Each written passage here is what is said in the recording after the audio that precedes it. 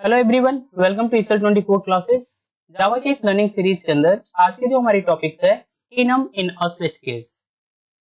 Enum class को switch case के अंदर किस तरीके से यूज कर सकते हैं, आज हम लोग इसी के बारे में सीखने वाले हैं। तो चलिए हम लोग यहाँ पे देखते हैं इनम क्लास को स्विच केस के साथ किस तरीके से आप इम्प्लीमेंट कर सकते हैं। तो इनम केस जो होती है, इनम इनम जो क्लासेज होती है वो मोस्टली यूज होते हैं स्विच केस के साथ। अगर आप चाहते हैं स्विच केस के साथ एनम क्लास को यूज करना तो बहुत ही आसानी से आप इसको यूज कर सकते हैं। और कैसे करते हैं, यहाँ पे हम एक एग्जांपल लेते हैं ताकि हम इसको अच्छे से समझ पाए एनम क्लास को स्विच केस के साथ किस तरीके से यूज करते हैं। तो यहाँ पे हमने एक एग्जांपल लिया है। यहाँ पे देखिए, यहाँ पे सबसे पहले हमको करना क्या है, अपने कोड के अंदर एनम क्लास बनाना है। एनम क्लास को स्विच केस के साथ यूज करना है। तो हम यहाँ पे क्या करेंगे, यूजर से रन टाइम में यूजर से एक वैल्यू लेना है, इनपुट लेना है। तो यहाँ पे स्कैनर क्लास की जरूरत पड़ेगी, तो इसको हमको इंपोर्ट करना पड़ेगा क्योंकि स्कैनर क्लास जो होती है यूटिल पैकेज के अंदर होता है। तो हम यहाँ पे लिखेंगे इंपोर्ट जावा यूटिल डॉट स्कैनर। इतना लिखने से यहाँ पर जो हमारा है स्कैनर क्लास इंपोर्ट हो जाएगी। यानी अब हम इसको स्कैनर क्लास को जावा के कोड के अंदर बहुत ही आसानी से यूज कर सकते हैं। इसके बाद आपको क्या करना है, आपको यहाँ पर इनम क्लास आपको यहाँ पे बनाना है। तो लिखेंगे इनम और इसके बाद आपके क्लास का नाम होगा यहाँ पे। तो यहाँ पे क्लास का नाम हमने वीक रख दिया। फिर हमने क्लास की बॉडी ओपन किया और ये सारी हमारी इनम की वैल्यू है, Sunday Monday and Tuesday. Make sure कि जितनी भी वैल्यू होती है इनम क्लास के अंदर वो सारे के सारे कैपिटल लेटर से होने चाहिए और कामा से सेपरेट होने चाहिए, जैसे कि हमने यहाँ पे किया है। ठीक है, तो इस तरीके से आप क्या करेंगे, इनम क्लास को बनाएंगे और फिर इसकी बॉडी आप यहाँ पे क्लोज कर देंगे। तो यहाँ पे मोस्टली हमने क्या किया, इनम क्लास बना लिया और इसमें 3 वैल्यू स्टोर कर दिया। एक आपका है संडे, मंडे एंड ट्यूसडे। तो आगे क्या करना है, अभी आगे आपको चलना है और यहाँ पर इनम क्लास की वैल्यू को एक्सेस करना है स्विच केस के साथ। तो क्या करना है, आपको एक क्लास बनाना पड़ेगा जिसके अंदर आपको मेन मेथड लगाना पड़ेगा। तो हम लोग क्या करते हैं, यहाँ पे पब्लिक क्लास ए नाम का हमने एक क्लास बनाया। इसके अंदर हमने यहाँ पे एक मेथड लगा दिया, public static void main string ARG. ये मेथड लगाना मस्त होता है। अब ये यहाँ से आपने क्या किया, यहाँ पर मेन मेथड की बॉडी हमने ओपन कर दिया। अब हमको करना क्या है, यूजर से रन टाइम में एक ऐसा, मतलब आपको करना क्या है, जब भी आपकी ये कोड रन हो तो आपकी कंप्यूटर के स्क्रीन पर यहाँ पे कुछ मैसेज डिस्प्ले हो, यहाँ पे आए चूज द गिवन ऑप्शन। यहाँ पे क्या आना चाहिए, यहाँ पर चूज द गिवन ऑप्शन, ये आपका आ जाए। सपोज दैट आप चाहते हैं कि सबसे पहले जब हम कोड को रन कराएं तो यहाँ पे ये मैसेज आपका शो हो और इसके नीचे हमारा ऑप्शन आ जाए, जो भी ऑप्शन है वो आ जाए। अब आपको करना क्या है, यहाँ से इसमें से दिए गए 3 ऑप्शन या 4 ऑप्शन, जो भी ऑप्शन आप देंगे यहाँ पर, इन ऑप्शन में से यूजर क्या करेगा, एक वैल्यू को चूज करेगा। जब वो चूज करेगा तो इसके अकॉर्डिंग आपको केस चलाना है। ठीक है, तो हम क्या करेंगे, यहाँ पर सबसे पहले ये रन टाइम में वैल्यू आपको क्या करना है, यूजर से लेना है। तो इसके लिए हम यहाँ पे स्कैनर क्लास लगाएंगे, स्कैनर, और यहाँ पे स्कैनर क्लास का ऑब्जेक्ट। ठीक है, तो हमने क्या किया, यहाँ पर लिखा स्कैनर, स्कैनर के बाद यहाँ पे एससी लिखा, एससी स्कैनर क्लास का ऑब्जेक्ट है। इसको हमको क्रिएट करना पड़ेगा क्योंकि रन टाइम में यूजर से वैल्यू अगर लेना है तो स्कैनर क्लास का ऑब्जेक्ट आपकी जरूरत पड़ेगी। तो आप यहाँ पे क्या करेंगे, पहले आप यहाँ पर बनाएंगे एक स्कैनर क्लास का ऑब्जेक्ट। इसके बाद आपको क्या करना है, इक्वल के बाद आपको लिखना है न्यू कीवर्ड और फिर स्कैनर, और यहाँ पे ब्रैकेट के अंदर आपको देना है सिस्टम डॉट इन। ये स्टेटमेंट आपको हेल्प करती है यूजर से रन टाइम में वैल्यू को एंटर करा के यहाँ पे रखने के लिए प्रोग्राम के अंदर। तो यहाँ पे आपको क्या करना है, इस सिंटेक्स की मदद से आप क्या करेंगे, स्कैनर क्लास का एक ऑब्जेक्ट बना लेंगे ऐसे। ठीक है, इसके बाद आप चाहते हैं कि पहले ये मैसेज डिस्प्ले हो, तो यहाँ पे आप लिखेंगे system dot out dot println और डबल कोटेशन के अंदर ये मैसेज आपने लिख लिया। यहाँ पर जैसे हमने यहाँ पे लिखा चूज द गिवन ऑप्शन, ऐसे आपको मैसेज लिख लेना है। यहाँ पे स्लैश एन लगा है, बेसिकली ये क्या करता है, न्यू लाइन से, यानी कि ये जो संडे है या मंडे है या ट्यूसडे है, इसके पहले हमने हर जगह पे स्लैश एन लगाया है। तो ये क्या कर रहा है, यहाँ पे संडे मंडे ट्यूसडे इन सारी वैल्यू को न्यू लाइन से प्रिंट करेगा।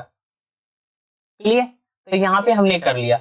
अब आपको क्या करना है, यहाँ पर एक वैल्यू लेनी है, ताकि एक वेरिएबल लेनी है, ताकि जब यूजर आपको रन टाइम में कोई वैल्यू देगा, उसको क्या करना है, एक वेरिएबल के अंदर स्टोर करना है। तो आप लिखेंगे स्ट्रिंग st। st एक वेरिएबल है जो स्ट्रिंग टाइप का है, और आपको क्या करना है, इक्वल के बाद लिखना है sc जो स्कैनर क्लास का ऑब्जेक्ट है, डॉट नेक्स्ट लाइन मेथड। इस मेथड को आपको यहाँ पर यूज कर लेना है, नेक्स्ट लाइन मेथड। एक्चुअल में नेक्स्ट लाइन मेथड जो है ये क्या करती है, जब भी यूजर एंटर करता है कोई वैल्यू, तो ये मेथड उसको एक्सेप्ट करती है और लिया करके यहाँ पर st जो वेरिएबल है इसके अंदर रखने का प्रयास करती है और इसके अंदर असाइन कराती है। ठीक है, तो यहाँ पे जैसे ये मैसेज डिस्प्ले होगा जो ऊपर आपने लिखा है, यहाँ पे जो आपने आउटपुट सिंटैक्स के अंदर लिखा है, तो ये सारा मैसेज आपकी स्क्रीन पे इसी तरीके से डिस्प्ले होगा जब आप इसको रन कराएंगे। तो चूज द गिवन ऑप्शन, उसके बाद Sunday, Monday and Tuesday, Sunday Monday and Tuesday, ये तीनों वैल्यू आपकी डिस्प्ले होगी। तो इसमें से यूजर क्या करेगा, कोई एक वैल्यू एंटर करेगा, तो यहाँ से नेक्स्ट लाइन जो मेथड है वो वैल्यू आपकी उठाएगी वहां से और st के अंदर जाकर स्टोर कर देगी। अब हमको इसी st की मदद से केस चलाना है। ठीक है, तो हम क्या करेंगे, इसके नीचे आएंगे, लिखेंगे स्विच लिखना है, और इसके अंदर ब्रैकेट के अंदर आपको जो भी यूजर वैल्यू देगा उसको यहाँ पे दे देना है, यानी st को यहाँ पे पास कर देना है। यहाँ पे यूजर की वैल्यू आएगी। अब यहाँ पे स्विच केस की बॉडी लगाना है और यहाँ से केस चलाना है। अब केस कैसे चलाएंगे, जो भी आपकी enum क्लास के अंदर वैल्यू है उसी वैल्यू पे केस चलाना है, क्योंकि वही वैल्यू आप क्या करेंगे, यूजर से मंगाएंगे। तो आप लिखेंगे केस के बाद आप डबल इन्वर्टेड कामा के अंदर आपको लिखना है संडे और कॉलन का सिंबल। इसी तरीके से ये सिंटैक्स होता है केस चलाने का। यहाँ पे डबल कोटेशन क्यों लगाया, क्योंकि ये हमारा स्ट्रिंग वैल्यू है। अगर यहाँ पे कोई इंटीजर वैल्यू होती है तो हम यहाँ पे 1 2 3 लिखते हैं और यहाँ पे डबल कोटेशन नहीं लिखते। ठीक है, स्ट्रिंग वैल्यू को डबल कोटेशन से लिखा जाता है, तो यहाँ पे कर देना है। और लास्ट में आपका ये कॉलन का सिंबल होता है, जब आप केस चलाएंगे तब ये लगाना इंपॉर्टेंट है। अब इसके नीचे आप जो वर्क करना चाहते हैं आप कर सकते हैं। जैसे हमने यहाँ पर एक आउटपुट सिंटैक्स दे दिया और यहाँ पे हमको प्रिंट करना था संडे इज हॉलीडे, तो हमने यहाँ पे आउटपुट सिंटैक्स में ये प्रिंट कर दिया। और उसके बाद आपको क्या करना है, यहाँ पर ब्रेक कर देना है, यानी कि इस केस को ब्रेक कर देना है। इसका मतलब क्या हो गया कि अगर यूजर संडे इंटर करता है तो संडे के लिए ये मैसेज डिस्प्ले हो जाएगा और यहाँ पर ब्रेक हो जाएगा। ठीक है, अगर ये नहीं करता है, दूसरी अगर इंटर करता है, तो हम यहाँ पे क्या करेंगे, केस सेकंड चलाएंगे। तो लिखेंगे यहाँ पे केस और मंडे के लिए केस चलाएंगे, क्योंकि हो सकता है अगर मंडे इंटर करे तो इसके लिए क्या है, तो हम लिखेंगे केस मंडे और यहाँ पे कॉलन का सिंबल। ठीक है, इसके बाद हमको क्या करना है, यहाँ पर एक आउटपुट सिंटैक्स लगाना है, या यहाँ पे जो भी काम करना चाहते हैं आप कर सकते हैं इस केस के अंदर। तो हमने यहाँ पे क्या किया, आउटपुट सिंटैक्स लगाया और लिखा यहाँ पर Monday is a fun day. Clear, तो ये अगर यूजर मंडे इंटर करता है तो ये मैसेज डिस्प्ले होगा। फिर हमने यहाँ पे क्या किया, ब्रेक कर दिया। उसके बाद आपको क्या करना है, एक केस और चलाना है, क्योंकि हमने 3 वैल्यू लिया है, तो यहाँ पे केस लिखेंगे ट्यूसडे के लिए केस चलाएंगे।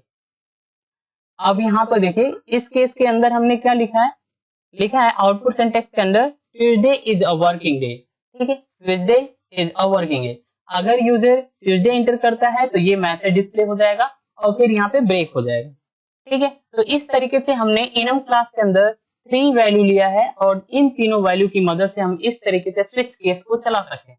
ठीक है, इसके बाद आपको क्या करना है, जितने भी करली ब्रैकेट आपकी ओपन है ये सारी करली ब्रैकेट आपके यहाँ पे क्लोज हो जानी चाहिए। एक स्विच केस के लिए है, एक मेन मेथड के लिए है और एक आपके क्लास के लिए। तो इस तरीके से हमको करना क्या है, यहाँ पे तीनों आपके यहाँ पर जो है वो करली ब्रैकेट क्लोज कर देनी है। तो इस तरीके से आप enum क्लास को स्विच केस के अंदर बहुत ही आसानी से यूज कर सकते हैं। अब मैं आपको यहाँ पे रन करा के दिखा रहा हूँ कि ये जो हमारा है ये कोड वर्क कर रहा है कि नहीं। इसको हम लोग यहाँ पे रन करा लेते हैं ताकि हम इसको अच्छे से समझ पाए। ठीक है,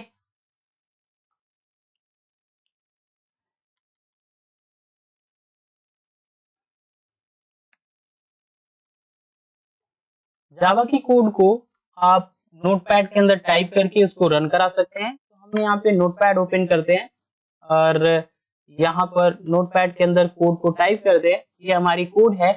तो जब भी आप इस कोड को सेव करेंगे तो यहाँ पे जो ए नाम का क्लास है जिसके अंदर मेन मेथड है उसी के नाम से आपको सेव करना है। तो आप यहाँ पे क्या करेंगे, फाइल के अंदर जाएंगे, यहाँ पे सेव पे क्लिक करना है और यहाँ से आपको लिखना है कैपिटल ए डॉट जावा। ठीक है, इसके बाद आपको क्या करना है, यहाँ से ऑल फाइल सेलेक्ट करनी है और फिर हम यहाँ से डेस्कटॉप पर चूज करके आप इसको सेव कर लेंगे। अभी हम यहाँ पे देखते हैं डेस्कटॉप पे ये हमारा फाइल है। अब इसको रन कराना है तो CMD ओपन करते हैं, CMD and first of all हमको यहाँ पर जाना पड़ेगा डेस्कटॉप पे, लिखेंगे CD desktop, desktop inter, desktop पे आ गए। अब आपको यहाँ पे क्या करना है, सबसे पहले कंपाइल करना है, लिखेंगे जावा सी अपने फाइल का नाम, इंटर। जैसे आप इंटर करेंगे तो ये आपकी कंपाइल होगी। अगर एरर होगा तो आपका कोड जो होगा एरर शो करेगा, अदरवाइज एरर शो नहीं करेगा। तो यहाँ पे कंपाइल हो गया, एरर शो नहीं हुआ। अब हम यहाँ पे इसको कोड को रन करा सकते हैं। तो यहाँ से C हटाएंगे और जैसे आप इंटर करेंगे तो ये आपका रन होगा। और यहाँ से आपसे पूछ रहा है चूज द गिवन ऑप्शन। तो यहाँ पे आपको करना क्या है, यहाँ से संडे, मंडे, ट्यूसडे इन तीनों में से कोई एक ऑप्शन चूज करना है ताकि हम यहाँ पे स्विच केस को चला सकें। जैसे मान लीजिए आपने मंडे को चूज किया, मंडे एंटर करेंगे, देखिए यहाँ पे आया मंडे इज अ फंडे। इस तरीके से एनएम क्लास को स्विच केस के साथ यूज कर सकते हैं। अगर आपने क्या किया, यहाँ पे मंडे के अलावा कोई और वैल्यू चूज किया, जैसे संडे आपने चूज किया, संडे एंटर, तो यहाँ पे दिया संडे इज अ हॉलीडे। तो इस तरीके से स्विच केस के अंदर एनएम क्लास को बहुत ही आसानी से यूज कर सकते हैं। तो आई होप आपको समझ में आया। आज के लिए बस इतना ही। Thanks for watching. अगर ये वीडियो इन्फॉर्मेटिव लग रही है तो चैनल को सब्सक्राइब करें एंड शेयर करें। Thanks for watching.